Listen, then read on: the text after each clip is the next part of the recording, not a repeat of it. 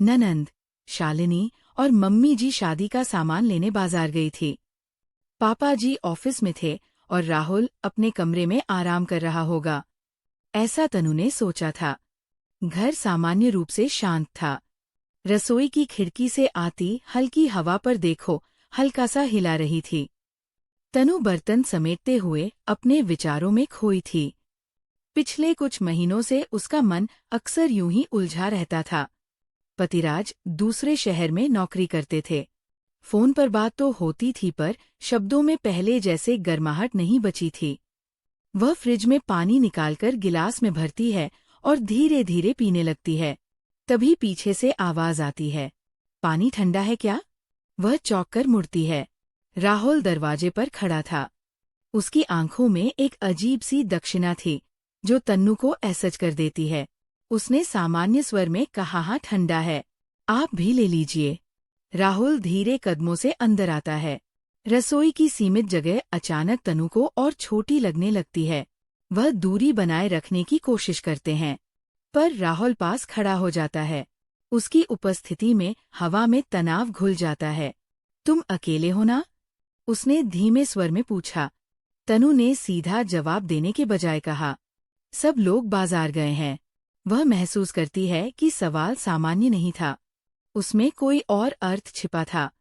राहुल को चुप रहा, फिर बोला, तुम बहुत बदल गई हो, पहले इतनी चुप नहीं रहती थी।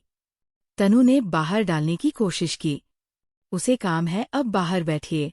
वह निकलने को बढ़ती है, पर राहुल रास्ते में खड़ा हो जाता है। उसका चेहरा गंभीर था। तनु को उसकी आंखों में वह सहजता नहीं दिखती जो एक सामान्य पारिवारिक रिश्ते में होती है। उसके शब्द धीरे धीरे लेकिन दबाव बनाते हुए निकलते हैं, मैं तुमसे बात करना चाहता हूँ। तनु के भीतर हल्की घबराहट दौड़ जाती है। किस बारे में? वह पूछती है, तुम्हारे और मेरे बारे में। राहुल का ये वाक्य सुनकर तनु के पैरों तले जमीन खिसकती सी महसूस होती है। हमारे बीच ऐसा कुछ नहीं है, वो स्पष्ट कहती है। राहुल हल्की मुस्कान देता है, पर उस मुस्कान में सादगी नहीं थी। तुम जानती हो मैं क्या कहना चाहता हूँ। वो आगे बढ़ता है और तनु पीछे हटती है। उसे ये एहसास साफ हो चुका था कि ये स्थिति सामान्य नहीं है। उसने दृढ़ स्वर में कहा, आप हद पार कर रहे हैं, ये ठीक नहीं। राहुल फिर कुछ पल के लिए रुकता है, फिर दिमेश से कहता है, ठीक है, और गलत का फैसला हमेशा समाज करता है। दिल नहीं। तनु को उसके शब्द में एक तरह का भ्रम फैलाने वाला आत्मविश्वास महसूस होता है, जैसे वह उसकी सोच को कमजोर करना चाहता हो। उसने तुरंत जवाब दिया, मुझे समाज की नहीं अपने आत्मसान की परवाह है, और आप मेरे लिए सिर्फ दीदी के पति है, इससे ज्यादा कुछ नहीं। कमरे में कुछ क्षण के लिए सन्नाटा छा जाता है।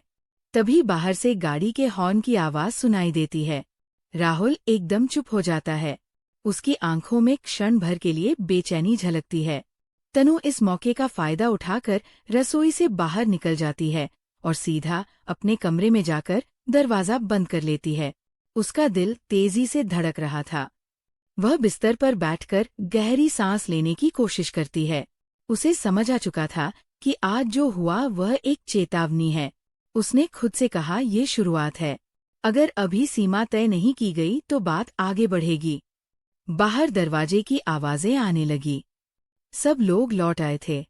सामान्य बातचीत, हंसी और कदमों की आहट से घर फिर भर गया था, पर तनु के भीतर जो हलचल थी वो शांत नहीं हो रही थी।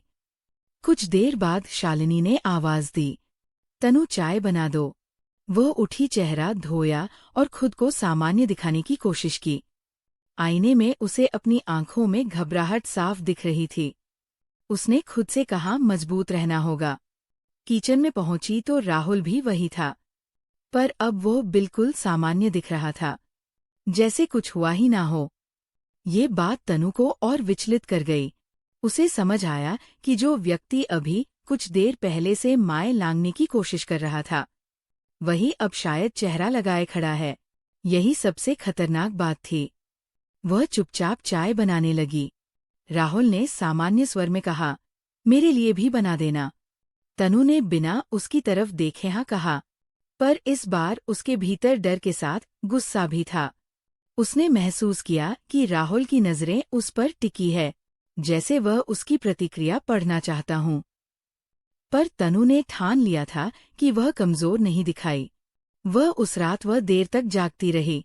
उसे ये समझ आ रहा था कि इसलिए लड़ाई बाहर की नहीं भीतर की है। क्या वो खुद पर भरोसा रख पाएगी?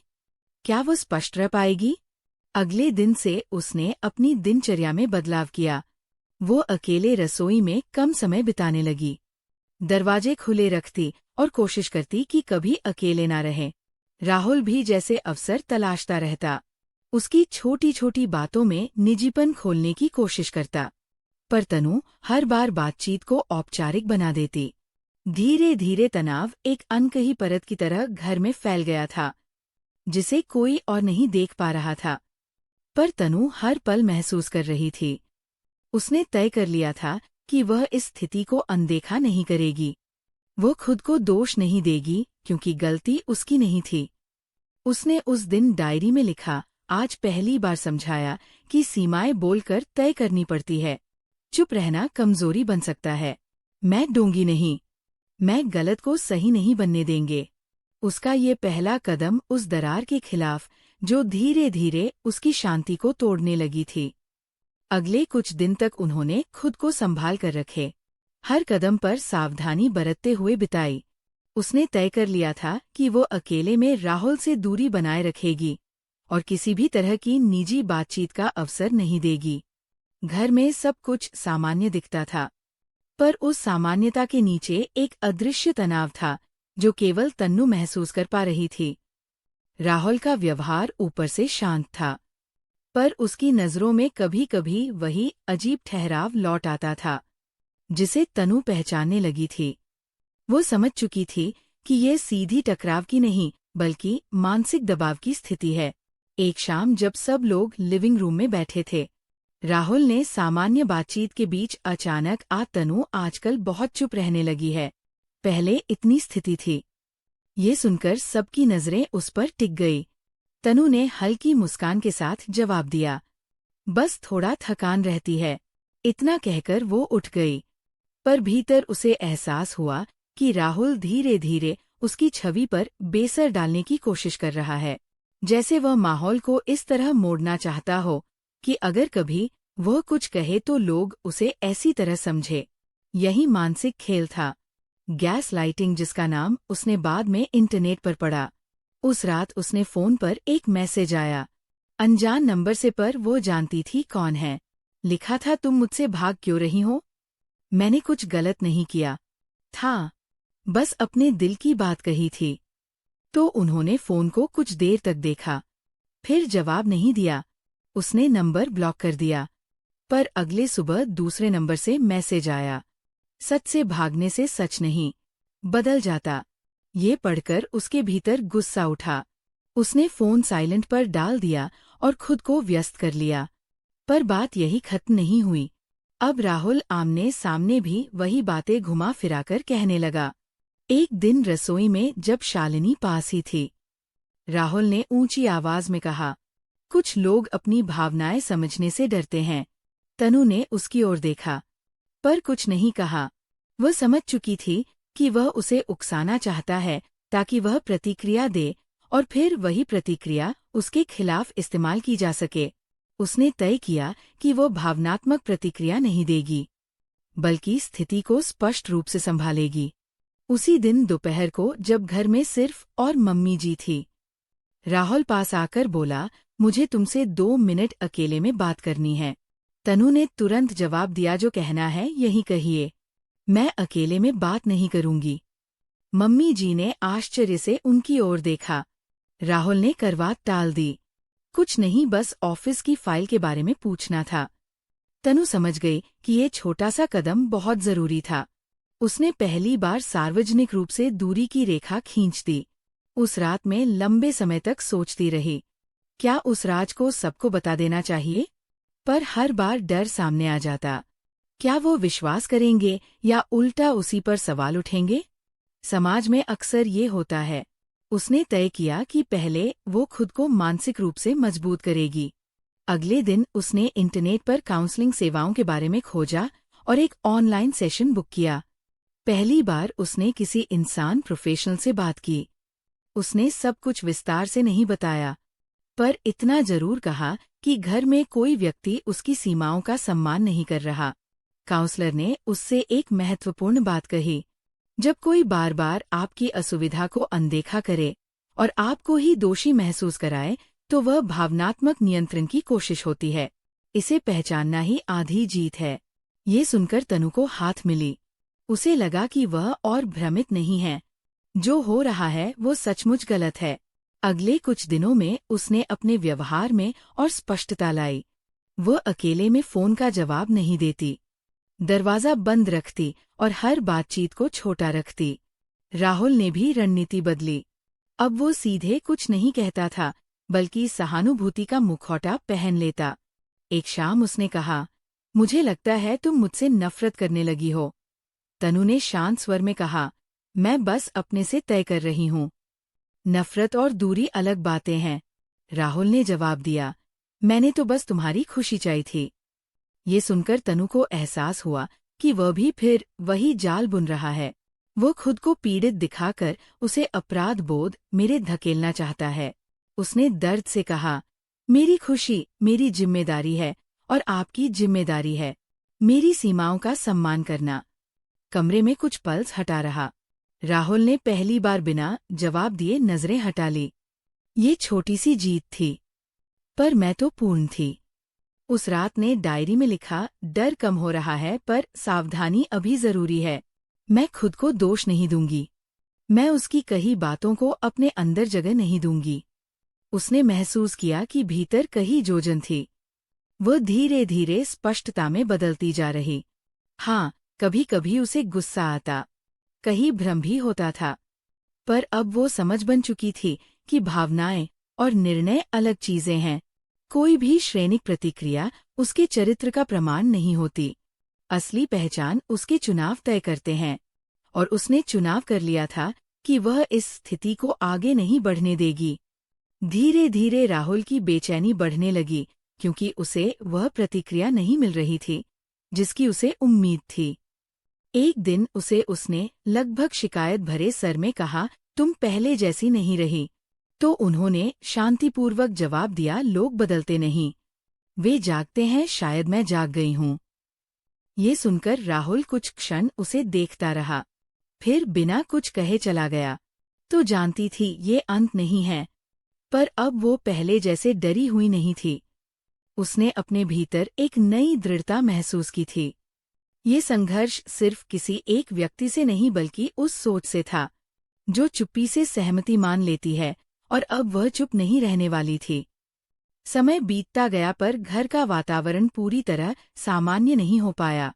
उन्होंने अपने भीतर जो दृढ़ता विकसित की थी, वो अब उसके डाल बन चुकी थी। पर वह डाल का भार भी होता है।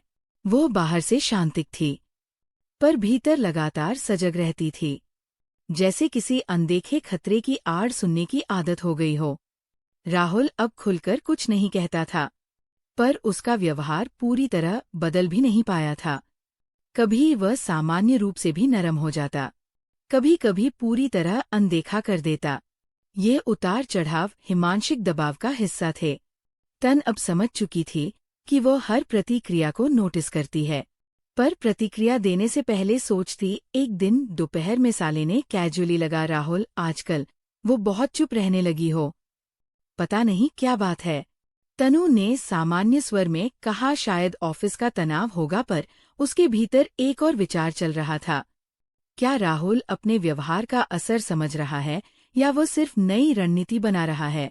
उसी शाम जब सब लोग छत पर बैठे थे, राहुल ने सबके सामने तनु से पूछा, तुमने वह किताब पढ़ी जो मैंने दी थी? तनु ने एक क्षण के लिए टिटकी। उसने किताब का जिक्र किसी से नहीं किया था। उसने संयम से जवाब दिया, पढ़ रहे हो? शालिनी ने मुस्कुराकर कहा, अच्छा, राहुल को पढ़ने का भविष्य है, वह अक्सर भावुक बातें लिखता भी है। तनु ने राहुल की ओर देखा। उसकी आंखों में एक अनार संकेत था, जैसे वो कहना चाहता हो कि उनके बीच की बातों का एक गुप्त संसार है। तनु ने उससे निर्णय लिया कि ये अस्पष्टता खत्म करनी चाहिए। अगले दिन उसने राज को फोन किया। इस बार उसने सामान्य हालचाल नहीं पूछा, बल्कि साहब कहा, हमें गंभीर बात करनी है। राज पहले तो चौंके, फिर बोले, क्या हुआ? तनु ने गहरी सांस ली और बिना घुमाए फिराए कहा, घर में एक स्थिति है जिससे मैं सहज हूँ और मुझे तुम्हारे समर्थन की जरूरत है। उसने विस्तार से सब बद नहीं बताया, पर इतना जरूर कहा कि किसी ने उसकी सीमाओं को लांघने की कोशिश की है और वह खुद को सुरक्षित महसूस नहीं कर रही। राज कुछ पल चुप रहा, फिर बोले, तुमने पहले क्यों नहीं बताया? तनु ने शांत स्वर में कहा, क्योंकि मैं खुद समझना चाहती थी कि क्या हो रहा है। मैं अब समझ चुकी हूँ। राज की आवाज में गंभीरता थी। मैं अगले हफ्ते आ रहा हूँ और हम बैठकर बात करेंगे। ये सुनकर तनु के भीतर जैसे कोई बोझ झलका हुआ। उसे पहली बार लगा कि वो अकेले नहीं है। अगले कुछ दिन उसने और भी सावधानी से बिताया। राहुल शायद उसके बदले हुए आत्मविश्वास को महसूस कर रहा था। एक शाम उसने सीधे कहा, तुमने किसी से कुछ कहा क्या? तनु ने उसकी आंखों में देखकर जवाब दिया, अगर जरूरत पड़ी तो कहूंगी। राहुल का चेहरा सख्त हो गया। तुम बात को अनावश्यक रूप से बड़ा बना रही हो। तनु ने शांत प्रदृढ़ स्वर में कहा, नहीं, मैं बात को सही आकार दे रही हूँ और सही आकार वही होता है जिसमें सच छुपाया नहीं जाता। उस राहुल के पास कोई उत्तर नहीं था। वह मुड़ा और चला गया। उस रात उन्होंने महसूस किया कि डर लगभग खत्म हो चुका है। उसकी जगह स्पष्टता नहीं ले रही है। हाँ, एक हल्की सी टीसे कभी कभी उठती थी कि क्यों किसी ने उसके भरोसे की जगह को कमजोर करने की कोशिश की, पर अब वो खुद को दोष नहीं देती थी। उसने काउंसलर से अगला सेशन लिया और बताया कि उसने पति से बात कर लिया। काउंसलर ने कहा, ये बहुत बड़ा कदम है। जब हम सच बोलते हैं तो मैं नियंत्रण वापस ले लेते हैं। यही हो रहा है। तनु ने नियंत्रण वापस लेना शुरू कर दिया था। राज के आने का दिन करीब आया। घर में सामान्य तैयारियां थी, पर तनु के भीतर अलग ही तैयारी चल रही थी। वो अब डर कर नहीं, बल्कि स्पष्ट होकर बात करेगी। उसे पता था कि सच कभी कभी रिश्तों को हिला देता है, पर झूठ उन्हें भीतर से खोखला कर देता है। राज आए तो उनके चेहरे पर थकान थी, पर चिंता भी थी। राज को जब सब सो गए, तनु ने उन्हें विस्तार से सब बताया। रसोई की घटना से लेकर बात की बातों तक उसने अपने भ्रम, अपने गुस्से और अपने डर सब स्वीकार किए। राज लंबे समय तक चुप बैठे रहे, फिर बोले, मुझे अफसोस है कि तुम्हें ये अकेले सहना पड़ा। ये सुनते ही तनु की आंखों में आंसू आ गए, पर ये आंसू कमजोरी के नहीं थे।